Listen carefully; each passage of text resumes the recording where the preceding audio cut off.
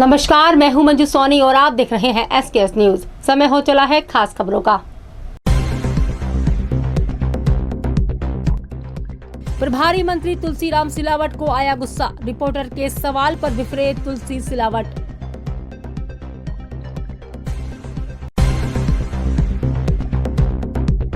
लोकसभा में स्पीकर के खिलाफ लाए अविश्वास प्रस्ताव को बताया अजय सिंह ने सही कदम। कहा, स्पीकर का पद सभी को साथ में लेकर चलने और सभी को बोलने की अनुमति देने वाला पद। पति से मिले धोखे के कारण विवाहिता ने लगाई फांसी। राजू भदौरिया है पूर्व फौजी।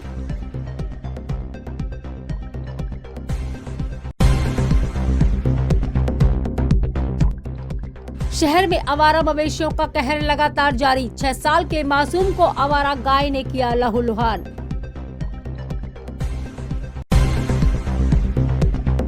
जिले के प्रभारी मंत्री तुलसीराम सिलावट एक तीखे सवाल पर पत्रकार से बिफर गए। पत्रकार ने पूछा कि आप महाराज के दौरे के समय ही सक्रिय नजर आते हैं। इस पर प्रभारी मंत्री सिलावट ने कहा कि आप पत्रकार हो, आपकी भाषा ठीक नहीं है। मैं ऐसी भाषा की इजाजत किसी को नहीं देता। यदि मेरे दौरे की बात है तो साल भर का डाटा निकाल कर देख सकते हो। रही बात काम की, तो मेरा संगठन और पार्टी मेरे काम की मॉनिटरिंग कर रही है। उन्होंने कहा कि हाल ही में हुई ओलावृष्टि से सैकड़ों किसान प्रभावित हुए हैं। इस संबंध में उन्होंने अधिकारियों के साथ एक महत्वपूर्ण बैठक भी की। उन्होंने बताया कि जिले के भितरबार में 1711 किसान ओलावृष्टि से प्रभावित हुए हैं। 2 करोड़ 63 लाख रुपए का उनको 20 फरवरी तक सरकार मुआवजा दे रही है। उन गांवों की समीक्षा की, क्योंकि आप जानते हो हमारे अन्नदाताओं के साथ लगभग 1711 किसान इससे परिवार प्रभावित हुआ। मुझे निर्देशित किया कि कोई भी किसान जो इससे प्रभावित है वो नहीं छूटेगा। लगभग 2 करोड़ 63,2500 राहत राशि 20 तारीख नोट कर लो, सब अन्नदाताओं के खाते में राहत राशि पहुंच जाएगी और कोई नाम छूटेगा नहीं। सामान्य विधायक जी ने बतलाया है, जिला अध्यक्ष जी ने कहा, मैंने कहा जो किसान इससे प्रभावित है उसके साथ पूरे उसको राहत राशि दी जाएगी, उसका नाम छूट जाएगा, सम्मिलित करेंगे। और इसके अलावा कुछ और नहीं, बाकी मूल मुद्दा आज यही था, किसानों की जो अतिवृष्टि हुई थी इसलिए। ग्वालियर की जो बदहाली किसी से इस टाइम छुप नहीं रही है, चाहे हम रोडों की बात करें, चाहे हम हॉस्पिटल की बात करें, लेकिन आपकी कोई प्रतिक्रिया नहीं आती है। जब महाराज आते हैं तभी आप शहर में एक्टिव होते हैं, उसके बाद आप दिखाई नहीं देते हैं।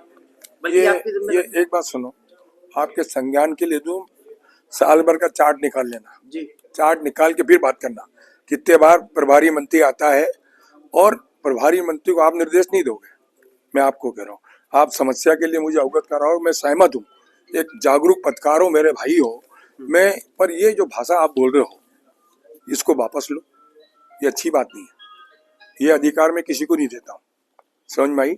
मेरा लेखा जोखा मेरी पार्टी रखती है, मेरी सरकार रखती है, और मैं आपको फिर कह रहा हूँ, ग्वालियर के हित में आपने बात बोली है। हाँ। उन सारी समस्याओं के समाधान के लिए सरकार हमेशा सजग थी, सजग है, सजग रहेगी। विधानसभा के पूर्व नेता प्रतिपक्ष और पूर्व मंत्री अजय सिंह राहुल भैया ने कहा कि लोकसभा में स्पीकर ओम बिरला के खिलाफ लाया गया अविश्वास प्रस्ताव विपक्ष का सही कदम है,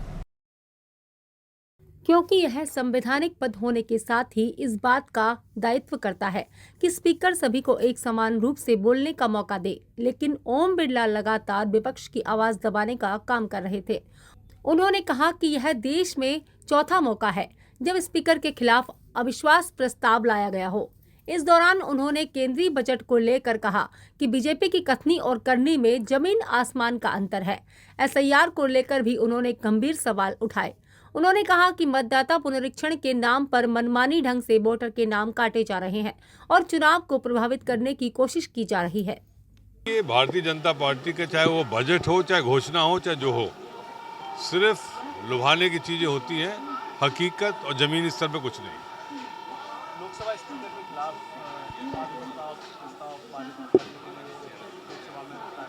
जी, ये तीसरी या चौथी बार है अपने इतिहास में कि लोकसभा स्पीकर के खिलाफ इस तरह से अविश्वास प्रस्ताव है।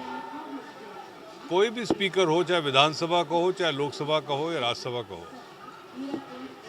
विपक्ष की भूमिका निभाने के लिए पर्याप्त उनको समय और सुरक्षा देनी चाहिए, जो नहीं दी जा रही है, इसलिए ये अविश्वास प्रस्ताव आया। SIR को लगातार आप लोग सवाल उठा रहे हैं कि SIR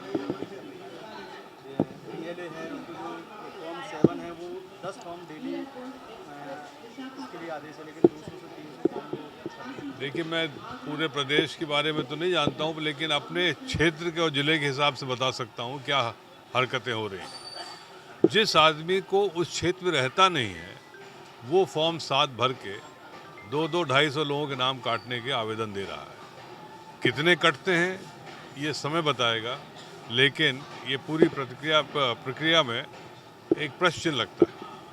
कांग्रेस इसको कैसे? कांग्रेस अपने अपने स्तर पर निपट रही है, जैसे हम अपने क्षेत्र में निपट रहे हैं, कोई अपने क्षेत्र में निपट रहा है, सब जगह होगा। गौ सेवकों ने सनातन सेना के बैनर तले गुरुवार को पुलिस अधीक्षक कार्यालय पर जमकर प्रदर्शन किया। उनका कहना है कि 2 दिन पहले सेवानगर से झांसी भेजे जा रहे गौमांस और उनकी हड्डियों को लेकर पुलिस ने प्रभावी कार्रवाई नहीं की। मौके से गिरफ्तार 4 लोगों को गौ सेवकों द्वारा पुलिस अभिरक्षा में दिया गया था। उन्हें पुलिस ने विधिवत गिरफ्तार कर जेल भेज दिया है। राष्ट्रीय सनातन सेना के कार्यकर्ताओं ने गुरुवार दोपहर को पुलिस अधीक्षक कार्यालय का घेराव किया और जमकर नारेबाजी की। उनका आरोप है कि मांस के अवैध कारोबारियों के खिलाफ पुलिस ने प्रभावी कार्रवाई नहीं की। आरोपियों पर राष्ट्रीय सुरक्षा कानून के तहत भी कार्रवाई नहीं की गई है। झांसी रोड थाना क्षेत्र के चेतकपुरी इलाके में मांस और हड्डियों से भरे एक ट्रक को सोमवार को पकड़ा था। इस सिलसिले में 4 लोगों को गौ सेवकों ने पकड़कर पुलिस के हवाले भी किया था। यह लोग सेवानगर में मवेशियों की हड्डी और मांस लेकर झांसी की तरफ जा रहे थे। सेवानगर में चल रहे बूचड़खानों पर पुलिस प्रशासन की कतई निगाह नहीं है, जिसके कारण गौवंश के जीवन पर संकट पैदा हो गया है, क्योंकि यहां अल्पसंख्यक वर्ग के कई लोग गौ मांस और उनकी हड्डियों का व्यापार करते हैं। गौ सेवकों का ये भी कहना है कि 3 दिन के भीतर मामले की पड़ताल के लिए SIT गठित नहीं होती है तो गौ सेवक खुद मौके पर जाकर बूचड़खानों पर कार्रवाई करेंगे।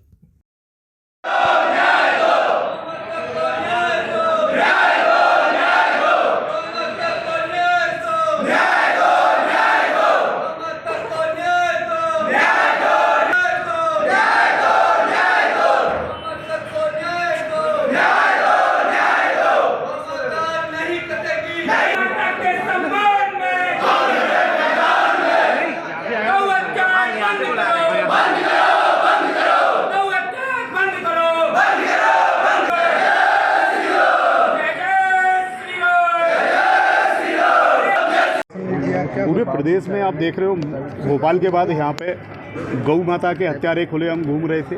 उनको पुलिस ने अरेस्ट तो कर लिया, लेकिन NSA की कार्रवाई अभी तक नहीं की और सैंपलिंग हुई है। मुख्य जो पदाधिकारी हैं जिन्होंने शिकायत की है वो पंकज ठाकुर हैं, जे लोग हैं। इनको ना तो सैंपलिंग में बुलाया गया, ना पूछताछ में इन लोगों से कहा गया कि भाई क्या क्या हुई है, उनको डायरेक्ट जेल भेज दिए। इससे पूरा हिंदू समाज और एक सनातनी नाराज है। गौ माता के लिए हम मर जाएंगे और मार भी देंगे, लेकिन गौ माता के लिए इस तरह के बिल्कुल कृत्य हम बर्दाश्त नहीं करेंगे। SIT गठन के लिए प्रशासन से मांग की है। अगर SIT गठन नहीं होती है तो आंदोलन पूरे प्रदेश भर में होंगे और सेवानगर में जो बूचड़ खाने चल रहे हैं वो 3 दिन का अल्टीमेट दे रहे हैं। अगर वो बंद नहीं किए गए और उन पर बुलडोजर नहीं चला गया तो आंदोलन जारी रहेगा। और आप इनसे पूछिए जो रात को मध्य प्रदेश में बूचड़ खाने बंद हैं, उसके बाद भी ग्वालियर में इस तरीके में जे गालव ऋषि की तपोभूमि को शर्मसार किया जा रहा है। और जो भाईचारे की बात करते हैं, कोई भी हम कार्य करें तो प्रशासन कहता है भाईचारा बिगाड़ रहे हैं, तो भाईचारे की बात उनसे नहीं कहेंगे। जो गौ माता को हम गौ को पूज रहे हैं वो हत्याएं कर रहे हैं गौ की, उनसे भाईचारा निभाएं क्या? केवल शहर का माहौल हम बनाएंगे, गौ माता को कटने देंगे? ये तो बिल्कुल सहन नहीं करेगा कोई भी गौ सेवक। क्या लग रहा है जो आरोपी है उन्हें पुलिस बचाने की? अब देखिए, प्रशासन का कहना है कि उनकी गिरफ्तारी हो गई है। हम तो जांच की मांग करेंगे। जैसे असलम चमड़ा पकड़ा गया, उसके लिए SIT गठन हुई और वृंदावन से जांच हुई। हैदराबाद जांच करा रहे हैं। हैदराबाद से कौन सा सैंपलिंग? आप सब जानते हो, आंखों पे पट्टी नहीं बंधी है हिंदुओं के। हैदराबाद से क्या जांच आएगी? गाड़ी खाली करवाएंगे, अभी अंदर उसमें मांस भरा हुआ है, हड्डियां बाहर हैं। सैंपलिंग काय की लिए, कहाँ से लिए, हमें विश्वास नहीं है। सैंपलिंग हो जो FIR करता पदाधिकारी हैं उनके सामने हो और वो सैंपलिंग हमारे सामने भेजी जाए। आपका कहना है जो इस इलाके में चल रहा है वहाँ लोग बिल्कुल 3 दिन का अल्टीमेटम है। अगर 3 दिन में बूचड़खाने बंद नहीं हो, प्रशासन वहाँ नहीं पहुँचता है तो पूरा सकल हिंदू समाज पहुंचेगा। आम आदमी वहाँ पहुँच नहीं पाता, इस तरीके की आपने बात कही। हाँ, ऐसे ही हमारे पास रिकॉर्डिंग नहीं जाने देते, वो नहीं जाने देते। हम खुद गए, वो 50-50 साल अंदर पहाड़ों से लगा हुआ है। हम लोग हैं, हम सभी लोग उसमें फरियादी हैं, और हम लोगों को जब सूचना मिली थी तो हम लोग मौके पर पहुंचे और हमने उनको पकड़कर जब हमको सारी चीज़ें हमने देखी तो उसमें गौमांस और गौमांस के अवशेष सारी चीज़ें वहाँ तथ्य थे। उसके बाद हमने जब जानकारी निकाली, उन लोगों से पूछा तो उन्होंने बताया वसीम खान करके है जो वहाँ चला रहा है, काफ़ी सालों से चला रहा है। सेवा नगर में किले की टहलटी के पास में वो खूब खुले में चला रहा है। वहाँ कोई हिंदू को अंदर जाने नहीं देते हैं। अवैध रूप से घर बना लिए हैं, बूचड़ खाने बना लिए हैं और चला रहे हैं धड़ल्ले से। तो हमारा ये कहना है गौ सेवकों का कि हम ये चलने नहीं देंगे। 3 दिन के अंदर अगर SIT गठित नहीं होती है तो हम सभी लोग जाकर फिर वहाँ बूचड़ खाना बंद कराएंगे, और हमको बहुत अच्छी तरीके से बंद कराना आता है। प्रदेश में जो सरकार है वो खुद को सनातनी सरकार बताती है, मुख्यमंत्री खुद यदुवंश का पक्ष बताते हैं। इस तरह की घटनाएं देखना, देखिए कौन क्या किसको बता रहा है वो हमको तो नहीं पता, लेकिन हम गौरक्षक हैं, हम बहुत अच्छे से बता सकते हैं कि हम कौन हैं। कितने लोगों को आपने पकड़ा था, कौन कौन लोग थे? हमने 4 लोगों को मौके से पकड़ा था, थे 8 लोग, मगर 4 भाग गए थे। 4 को हमने पकड़ा था, उनको फिर पुलिस के हवाले किया। पुलिस क्या जांच कर रही है, उनका कोई जुलूस नहीं निकाला गया। बड़ी शर्म की बात है, किसी के घर पे अगर कोई हालात हो जाता है वो चक्का जाम कर देते हैं, पूरा शहर चुप बैठा है, सिर्फ गौरक्षक आवाज़ उठा रहे हैं। शहर कहाँ चला गया, नेता कहाँ चले गए, इतने सारे नेता वगैरह, बड़ी शर्म की बात है ये। मुझे ऐसा लग रहा है इसमें कई लोग लिप्त हैं। अगर कार्रवाई के लिए SIT गठित होती है, कई लोगों के नाम खुलेंगे। बताया जा रहा है काफ़ी लंबे समय से बूचड़ खाना है जो चल रहा था, लेकिन ना पुलिस को पता था ना निगम को पता था। धड़ल्ले से चल रहा था, खूब पैसा कमाई हो रही थी गौमांस के उस पर, और पैसा सब जगह पहुंच रहा था। SIT की बात इसलिए हम लोग कर रहे हैं कि SIT में जब आएगी, गठित होगी और जांच होगी तो कई लोगों के नाम खुलेंगे। अगर 3 दिन के अंदर अगर नहीं कार्रवाई होती तो कार्रवाई फिर गौरक्षक करेंगे। जय श्री राम। ग्वालियर के सिरोल इलाके में रहने वाली एक युवती ने लव मैरिज में अपने पति से मिले धोखे के चलते फांसी लगाकर सुसाइड कर ली। सुसाइड करने से पहले महिला ने एक वीडियो भी जारी किया है। वीडियो में महिला ने कहा है कि मेरी मौत के जिम्मेदार मेरा पति और ससुराल वाले हैं। ग्वालियर की GDA कॉलोनी में रहने वाली मृतका वैष्णवी उर्फ प्राची ने करीब 6 महीने पहले परिवार के विरोध के बावजूद पुरानी छावनी के रहने वाले राजू उर्फ सत्यनारायण भदौरिया से मंदिर और स्टाम्प पर लव मैरिज की थी। राजू फौज में नौकरी कर चुका है। दोनों पति पत्नी के रूप में किराए का फ्लैट लेकर ईस्ट मेरिडियन मल्टी थाना सिरोल में रह रहे थे, लेकिन इसी बीच प्राची को पता चला कि उसका पति पहले से शादीशुदा है और उसके 2 बच्चे भी हैं। यह जानकारी लगते ही प्राची राजू के घर सिंदे की छावनी पहुंची तो राजू की पत्नी बहन राजू और उसके पिता ने उसके साथ मारपीट कर दी। इसके बाद प्राची सीधे अपने फ्लैट पर पहुंची और पंखे पर दुपट्टे से फंदा लगाकर फांसी लगाकर सुसाइड कर लिया। प्राची ने सुसाइड करने से पहले एक मोबाइल से वीडियो भी बनाया जिसमें उसने अपनी मौत के लिए अपने पति राजू और ससुराल वालों को जिम्मेदार ठहराया है। और अगर मैं मरी या मुझे कुछ हुआ तो मेरे भाई और डैडी के साइन लिए गए हैं, पर मैं भाई और डैडी जिम्मेदार नहीं है, उसके जिम्मेदार राजू भदौरिया जी और उनके घर वाले हैं। अगर मुझे कुछ भी प्राची चौहान, प्राची भदौरिया शादी कर उसने 6 महीने पहले राजू भदौरिया से शादी कर ली थी। तो मुझे 1 महीने पहले पता लगा तो मैं उससे बात की तो बोले कि ऐसी बात हमने शादी की, तो बोले मंदिर में वृंदावन में शादी कर ली है। तो हमने और मंदिर के नाम माननी होती बेटा, तो बोली चाचा मैंने ऐसे स्टाम्प पे शादी कर ली है। ठीक है। हमने तो कल की डेट में बच्ची उनके राजू के घर पे गई तो पता लगा कि राजू पहले से ही शादीशुदा है, उसके 2 बच्चे हैं। तो उससे घर जाने पे उससे बहस हुई तो उनकी राजू की वाइफ और उनकी 3 बहनें और फूफा और पिताजी ने और राजू ने मारपीट की। तो गुस्सा में लड़की आके घर पे लेट पे पहुंची। उसके बाद घर पहुंचने के बाद प्राची फ़ोन आया, चाचा ऐसे इनके घर वालों ने हमारी मारपीट की और पिताजी से भाई से खाली कागज़ पे साइन करा लिए हैं। फिर ये घटनाक्रम थी। तो फिर उसके बाद क्या हुआ? उसके बाद राजू का फ़ोन आया कि उससे फ्लैट पे पहुंचो। तो राजू को पता लगा, राजू कैमरा लगा रखे थे घर पे, एक बाहर एक अंदर, गेट के बाहर अंदर। तो राजू ने फ़ोन किया पुलिस को और घर पे फ़ोन किया ऐसी बात, घर पहुंचो। जी बताई नहीं कि प्राची ऐसे। तो हम लोग पहुंचे तो प्राची घर को पुलिस ने खुलवाया तो प्राची फंदे पे लटकी हुई मिली हमें। घटनाक्रम पे। कितनी उम्र थी सर? उसकी 30 साल करीब है। 30 साल। और राजू की? राजू की भी 48 लमसम होगी। तो ये इतना उम्र का डिफरेंस है शादी करते समय? पहले भाई से पता नहीं पड़ पाया सर। इसने भी कहा कि हमारी शादी नहीं हुई, पहली बार भाई अकेले हैं सिंगल। बाद में पता पड़ लगा, जैसे जानकारी अपन को पड़ी कि इसकी पहले बीवी है। तो कल प्राची कल की डेट में सिंधे शामनी इसके घर पे गई, तो उसे पता पड़ी तो उसकी घरवाली से पहले बहस हुई, तो उन घरवाली ने उसे मारपीट कर दी। ने कोई वीडियो बना के शेयर किया था अपना कि मेरा जिम्मेदार किसके साथ? हाँ, उसने कि मेरी मौत के जिम्मेदार मेरे राजू भदौरिया मेरी मौत के जिम्मेदार, उनके घरवाली जिम्मेदार है। अभी इस मामले में पुलिस क्या कह रही है? पुलिस कह रही है कि पोस्टमार्टम की रिपोर्ट के बाद पे साक्ष्य के आधार पे फिर मुकदमा कायम करेंगे। राजू क्या करता है? राजू ठेकेदारी करता है, एक्स आर्मी मैन भी है। ये एक मृतका है प्राची बसड़वी। ये ईस्ट मेडिटेरियन सोसाइटी है सिरोल में, उसमें किराए से रहती थी। कल सुसाइड कर लिया है, उसकी जांच कर रहे हैं। परिजनों का आरोप है कि जो पति था वो मारपीट करता था। अब जो भी तथ्य आएंगे सामने वो वीडियो भी जारी किया कि मेरे मौत का जिम्मेदार राजू भदौरिया होगा। जो भी तथ्य आएंगे वो क्लोज होंगे उसमें, और जो परिस्थिति होगी उस अनुसार कार्रवाई। पुलिस की अभी तक की जांच पड़ताल में क्या सामने? नहीं, अभी तो केवल जो है जो सबका पंचनामा भर के और PM करा रहे हैं। अब जो भी तथ्य उनके परिजन देंगे, जो परिस्थिति होगी। लड़की के हालत में मिली? फांसी से लटकी हुई। नहीं, कुछ चोट वोट कोई नहीं है। समय हो चला है छोटे से ब्रेक का। ब्रेक के बाद फिर लौटेंगे, तब तक के लिए जुड़े रहें हमारे साथ।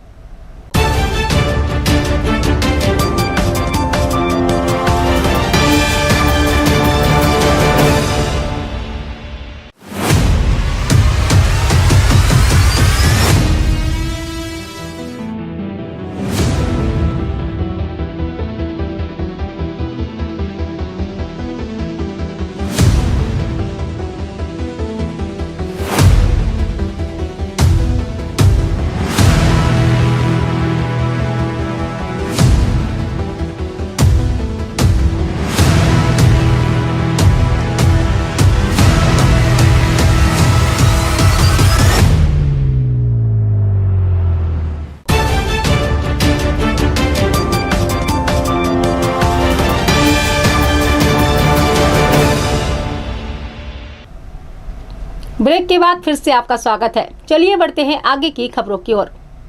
शिवहरे कॉलोनी में कोचिंग से अपनी बहन के साथ घर जा रहे 6 साल के मासूम गोविंद लक्ष्यकार पर आवारा गाय ने हमला कर दिया, जिससे गोविंद नाम का यह बालक गंभीर रूप से घायल हो गया।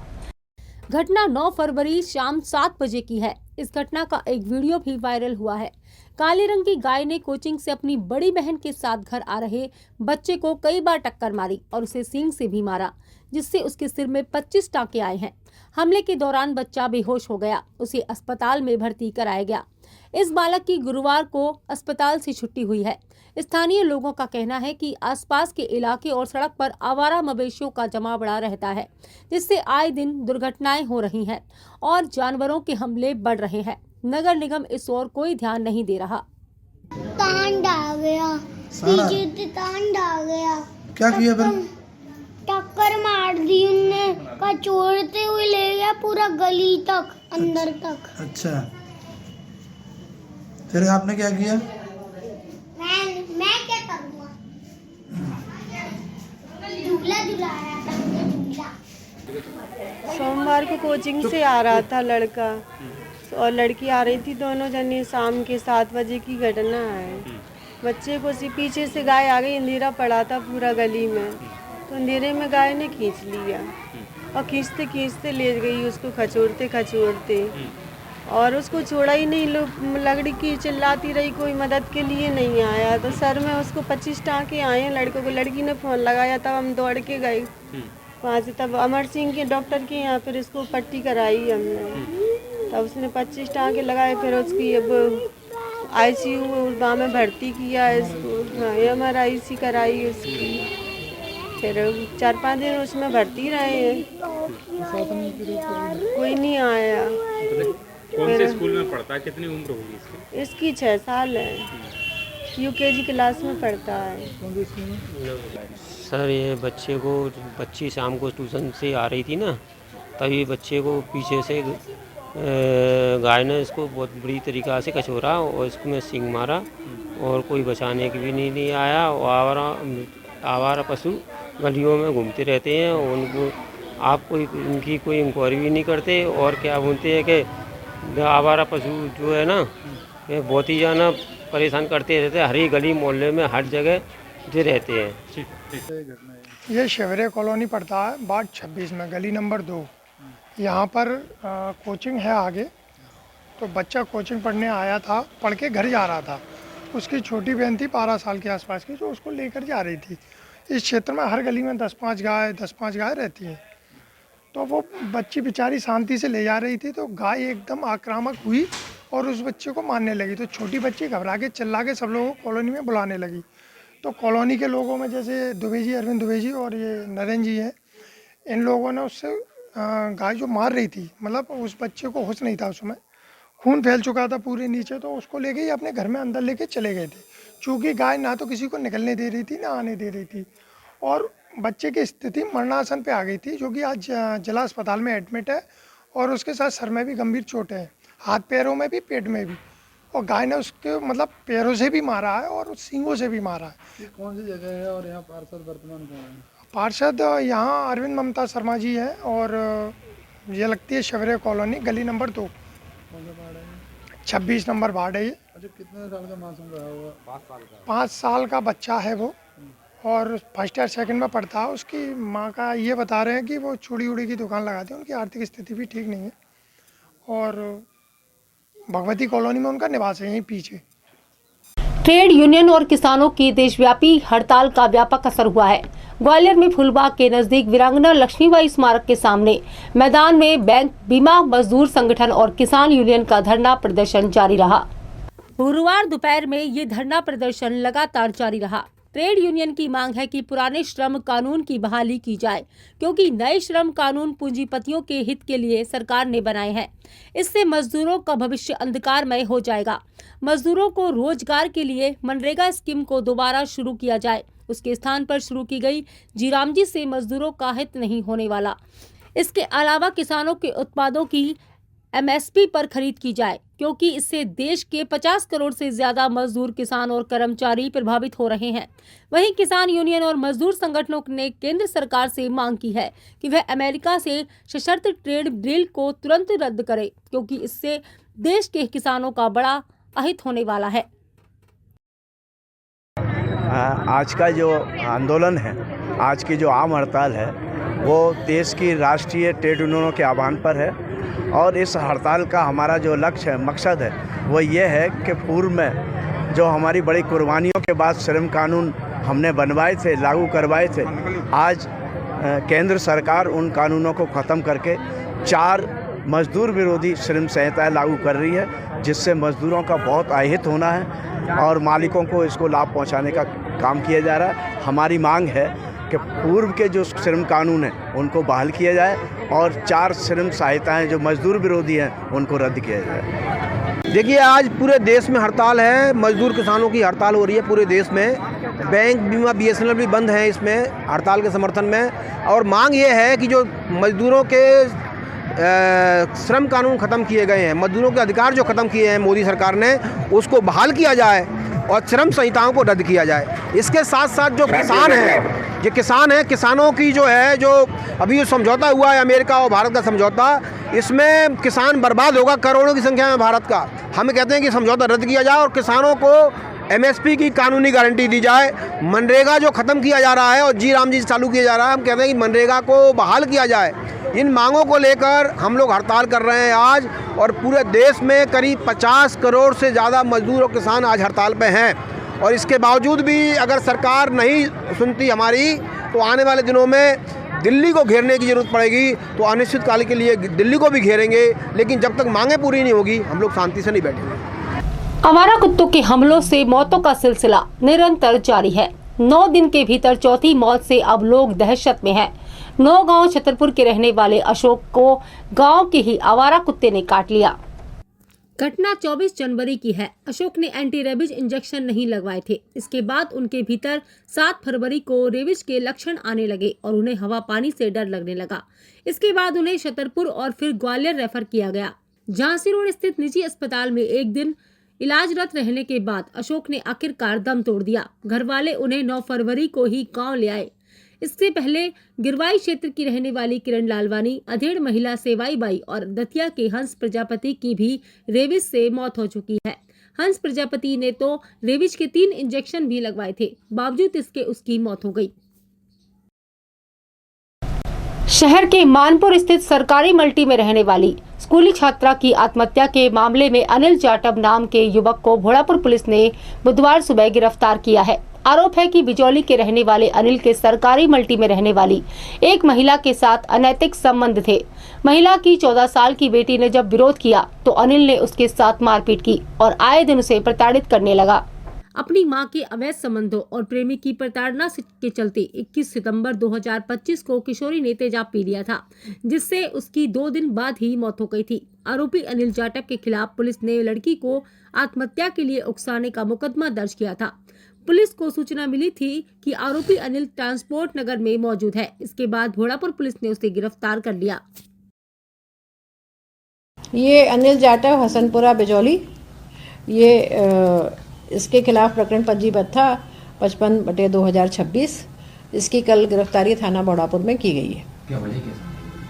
ये मर्ग कायम हुआ था सोनम पुत्री सुरेश जाटव ग्वालियर के खिलाफ 2025 में। तो मर्ग जांच में इसके विरुद्ध जो साक्ष्य आए थे उसके आधार पर इसको गिरफ्तार किया गया है।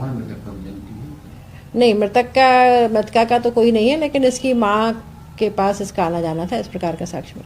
ग्वालियर व्यापार मेले में बुधवार शाम को 2 युवकों के बीच दुकान लगाने को लेकर विवाद हो गया। विवाद इतना बड़ा कि युवक आपस में झगड़ गए। इस दौरान दोनों के बीच जमकर मारपीट हुई। घटना छतरी नंबर 20 के पास की बताई गई है।